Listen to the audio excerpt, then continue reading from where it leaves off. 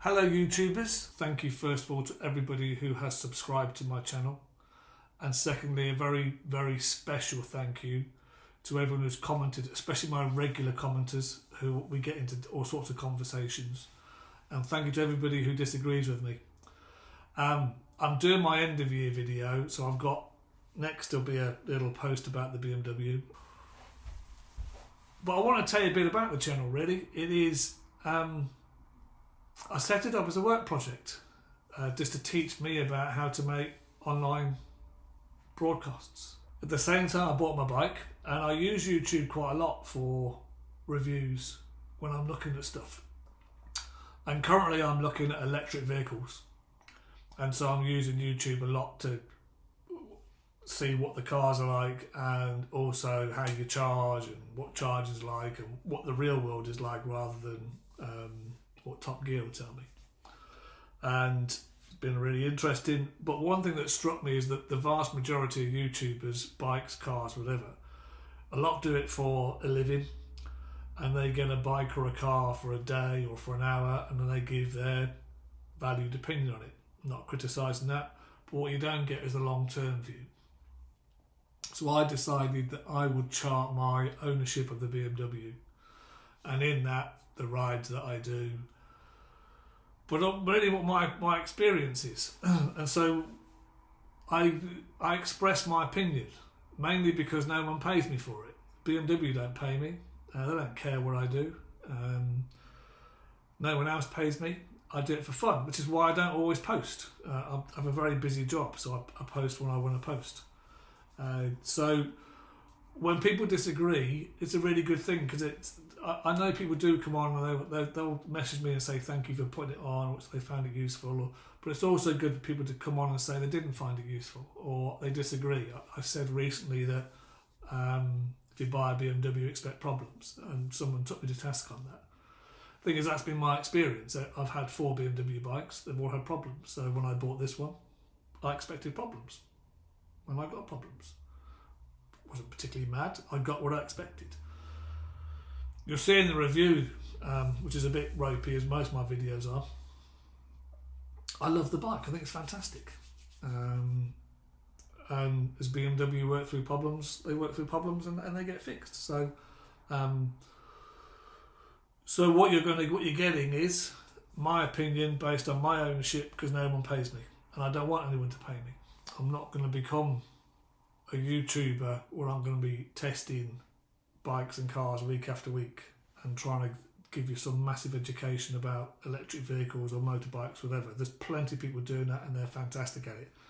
I just want to talk about the BMW or the Highlands and riding, and maybe if I do buy an electric vehicle, I might talk about that as well. So that's the purpose of the channel. I will post more in 2022. I hope you'll come along and join me and comment and say what you want to say. And now we're going to go on and talk about bikes. So welcome to my garage, and this is my year-end review of my BMW R1250 RT. And why are we in the garage? Well, because it's absolutely lashing it down outside.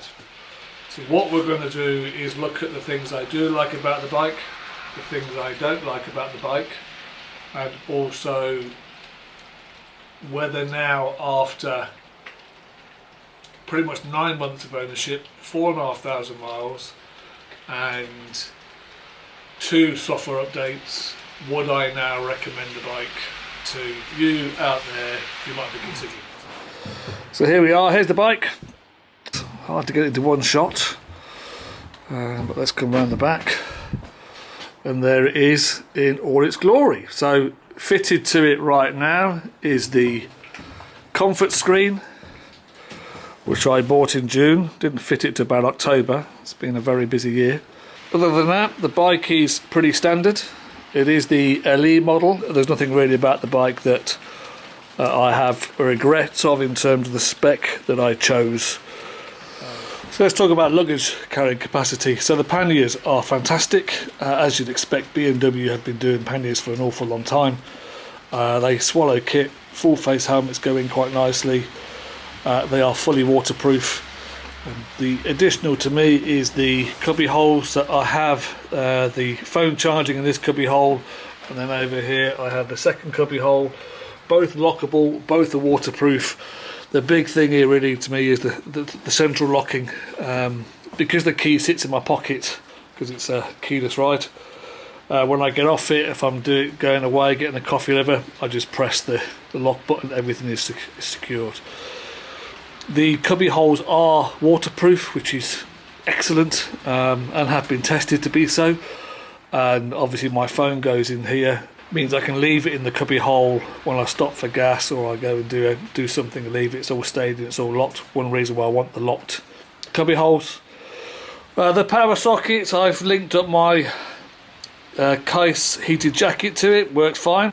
All those things, and the luggage carrying capacity, the being able to store stuff is all in all absolutely excellent. Let's just talk about the ride.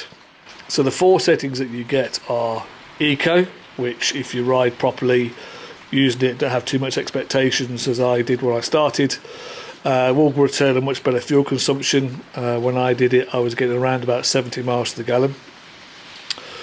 You have rain, which just dampens everything down if you're riding in crappy weather like this. Again, I find it very good. You have road, which is for everyday riding, normal stuff, and then you have dynamic if you want to get on and throw around a little bit. Well, and for day-to-day riding, for normal and going from A to B, the road setting is fantastic. There's no problem with it. Once it gets a little bit twisty, then that's when it gets a bit wallowy, and it can, if you're pushing it, it can put itself a bit out of sorts. That doesn't mean you can't use it when it's getting very twisty. In my first sort of 3 or 4 rides, I kept it in road just to sort of learn the bike. Dynamic, when you put it there, makes a huge difference, stiffens everything up, and it makes this thing an absolute hoon to ride. Really something very special. And in dynamic, it handles the way a bike of this size and shape really shouldn't handle, and I find it enormous fun.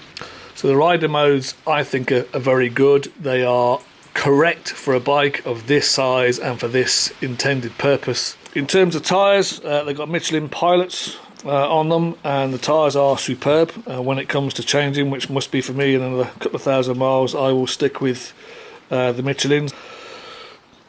Next thing, talking about down here, I can't give you a full front aspect as I want to show you the lights. So the light setup is bloody excellent. I did read an article saying that this profile of these low down side lights broaden out the width of the bike and make it easy to see. So anything that helps other people see me when I'm riding is going to be helpful. I've ridden it at night. I find the whole lighting setup excellent. Things that I don't like. One would be the side stand. You just see down there in the paint pots sticking out there. I just find it very awkward to locate it. It's when it's up, it's fishing around sometimes with your foot trying to find it.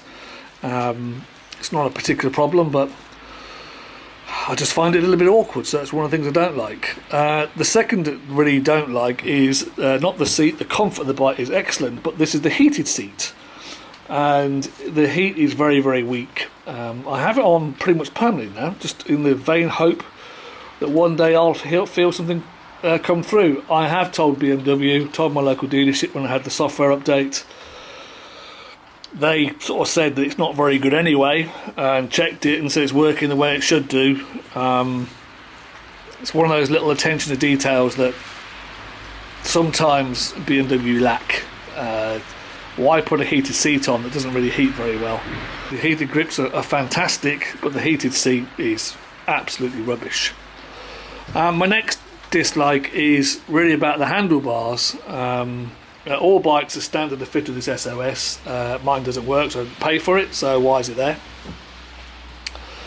The second thing is about night time, and it doesn't light up. And a lot of bikes do this. They don't think that at night time we need to see what we're doing. And I suppose they're right in some ways, because when I'm riding normally I don't particularly look down to see where the controls are, but at night time it's all being black, I've always found problematic. And I think a bike of this cost and with this much technology, was it really so hard to illuminate backlight the controls and the handlebars? A pet hate for all manufacturers, but when you pay this amount of money for a bike, then I really think it's another little attention to detail that BMW have missed. A dislike that's now been fixed is the buttons at the side. When I got the bike, you couldn't program them, so only 2 worked. I didn't have all the options, didn't have the radio and those things fitted. The software update has, the major software update done in September means I can now program those. I don't actually know how to program them, so this brings me on to my next pet hate, which is BMW don't think it's necessary to tell us how to do stuff. There are the BMW Motorrad videos, so if you haven't found them, on YouTube there's a BMW Motorrad channel, and on there's all the how-to, so I can go and do it, but it'd be really nice to be able to have that in a manual or a handout or something.